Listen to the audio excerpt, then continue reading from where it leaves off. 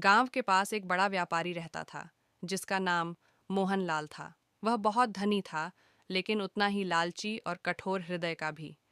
गरीबों की मदद करना तो दूर, वह लोगों से ऊंचे ब्याज पर पैसा उधार देता और जब समय पर पैसा नहीं चुकता तो उनका सब कुछ छीन लेता।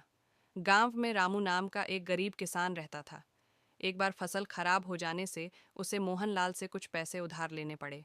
रामू ने वादा किया कि वह अगले वर्ष तक पैसे लौटा देगा, पर दुर्भाग्यवश अगले साल भी उसकी फसल ठीक से नहीं हो पाई। जब मोहनलाल को यह पता चला तो उसने रामू के घर जाकर उसका छोटा सा खेत अपने नाम लिखवा लिया और उसे घर से निकाल दिया। रामू बेबस होकर गांव छोड़कर चला गया, लेकिन उसने कड़ी मेहनत करना नहीं छोड़ा। कुछ सालों बाद वह एक सफल किसान बन गया और एक नया जीवन शुरू किया। दूसरी ओर मोहनलाल अपनी लालच के कारण लोगों की बद्दुआ लेता रहा।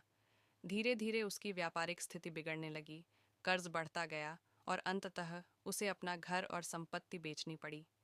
एक दिन जब मोहनलाल दर दर की ठोकरें खा रहा था, तब वह रामू के पास पहुंचा। उसे देखकर रामू ने कहा, देखो मोहनलाल जी, यही तो प्रकृति का नियम है, जैसी करनी वैसी भरनी। यह सुनकर मोहनलाल को अपनी गलती का एहसास हुआ, लेकिन अब बहुत देर हो चुकी थी। इस कहानी से हमें यही सीख मिलती है कि हमें अपने कर्मों का फल अवश्य मिलता है, इसलिए हमेशा अच्छे कर्म करने चाहिए।